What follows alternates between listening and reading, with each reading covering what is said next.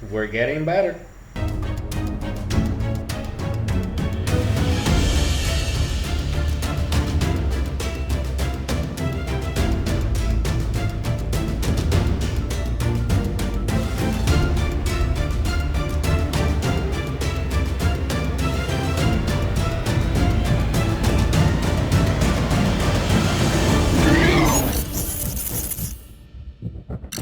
Yo, what is up, Crocs and Clan members, Poke fans, and those what's on this video. Episode 4 is here, or episode 4 review is here, I should say. Yeah, that's the correct term. You guys know what I mean. Roy, you know what? I like Roy. I like the two main characters so far. I like Liko, and Roy looks fun. Okay, I'm gonna be honest. Roy looks fun. He seems to be adventurous, very wild. Like, he reminds me of Iris, but like on a toned down level. So that's cool. The episode was great. I actually really enjoyed this episode. Boy Coco, listen.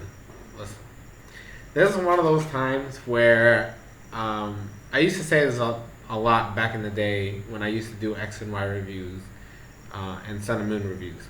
Sometimes the anime has a way of making you appreciate a Pokemon more than you would, whether it's in the games or the TCG or whatever. Like, for our first impressions as well.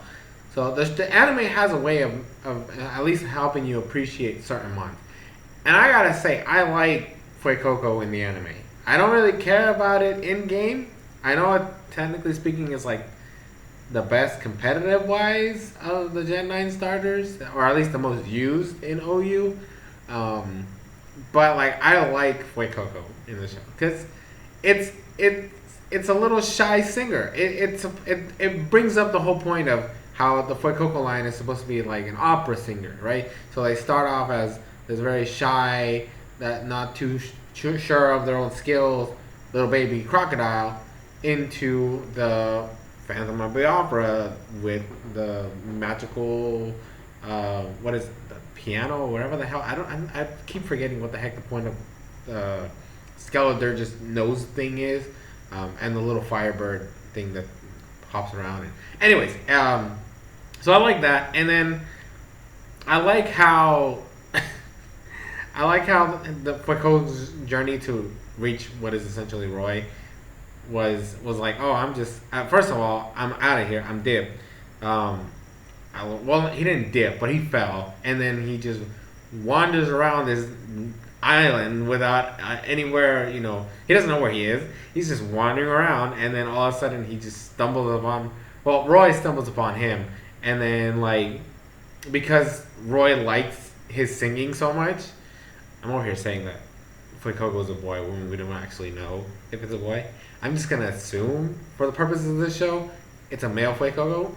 But because Roy likes Fuecoco singing so much, he gets excited because he's like, oh my gosh, somebody likes my singing. You know, I don't have to be shy about it. And then he even sings with Roy. Like, I love their dynamic. Like, this is like a match made in heaven. Like, these two, like Roy and Fuecoco, are literally meant for each other. So I like the fact that this is going to be a thing. So we already know that Roy's journey is going to be about this mysterious Pokeball, which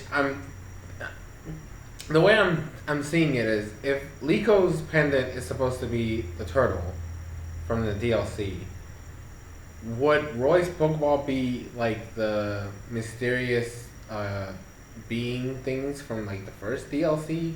Like, you know, the monkey and whatever the fuck the other ones are. I really don't remember what the other mythicals are. But are like both of them supposed to be like meant to go for the DLC route? Like, Roy goes for one, Lee goes for another. I mean, I know they're already like intertwined, because like both their items glowed when I guess they sensed their danger or something. I don't fucking know. But they already glowed, so we already know that something's gonna happen between the two items at some point. Overall, I really liked the episode. Freed being outed as a professor, I could take it or leave it. I don't really fucking care. I don't think it was necessary. I don't think it was something that needed to be said. I think it makes no sense. But, you know, if that's what he is, that's what he is. I'm not gonna say nothing He can go over there, do whatever. But I really like him. I think this is gonna be a good dynamic between the two characters. They already seem like they're gonna be good buddies, so that's nice. And they even shouted out at the same time the same thing, so it's like, oh. So I'm really looking forward to their journey. I can't wait to watch episode 5. Like so far, this is my favorite episode, which is weird to say. I mean, it's not weird to say because the other ones were kind of meh. Well, the first 2 were kind of meh. The third episode was okay. But this is definitely my favorite. Like, if I were to rank it, this would be like a 9 out of 10. Just because there was the whole like them reaching the island made no sense. I mean, they're traveling. They're still in fucking Kanto. I don't know how the fuck they're still in Kanto, but they're still in fucking Kanto. Although I'll give it this: the fact that the reason they had to do an emergency landing was because like certain areas of the balloon were slashed. I'm gonna give it to them only because everything that's been going on, right? I'm pretty sure they probably didn't notice, and the tears probably were small after they went through the storm in like the second episode. Like I know they stopped at that one town in the third episode, but maybe the tear wasn't that big, and then once they went out, then probably started going up. I don't know. There has to be some reasoning for that, for the fact that they didn't notice the tears happening, but you know, it wasn't whatever. The bug type things, that was the weird part. I was hoping they were gonna go with the route that since Roy lives in this village and Roy is like so like out there in the wild that you know the Pokemon would understand him, or they'd be like, oh, it's Roy. I'm a little upset they didn't do that. Maybe it's because they were so upset because their food was stolen. But I kind of was hoping for something like that. But it is what it is. Also, one last thing before I finish this review. He's in fucking classes and shit. He's on a remote ass village in the middle of a fucking island, in the middle of nowhere in Kanto, like a place we've never heard of before. And he has a fucking rotom phone, well, a rotom iPad or whatever the fuck you want to call it, rotom tablet. And a bitch like he is actually in school from another area, and people are like, oh, you live in Kanto? Why don't you catch a Pikachu? It was like, oh, I don't have a fucking Pokeball. Like, how the fuck? First of all, how does he have service there? That's the first. Second, why is he in a school that's not even in his remote area? Like, do they not have schools in his village? Like, why? How did he enroll? And why is he still here? That just makes no sense.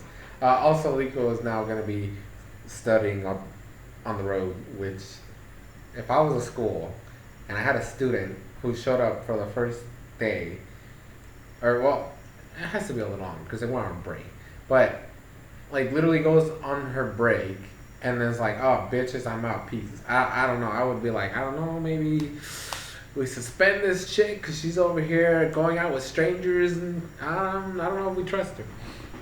That's just me. I'm just saying. I'm just kidding. But yeah, that's gonna be it for this review. Thank you guys so much for watching. Link in the description, like I said below. Like I've said in the last episodes in the description. And leave your thoughts in the comment section below what you guys thought about the episode. And yeah, I'm gonna leave it there for now. And I'm gonna edit this video and upload it, and then get ready to watch episode 5, which should, like I said, hopefully be coming out between tomorrow and Wednesday.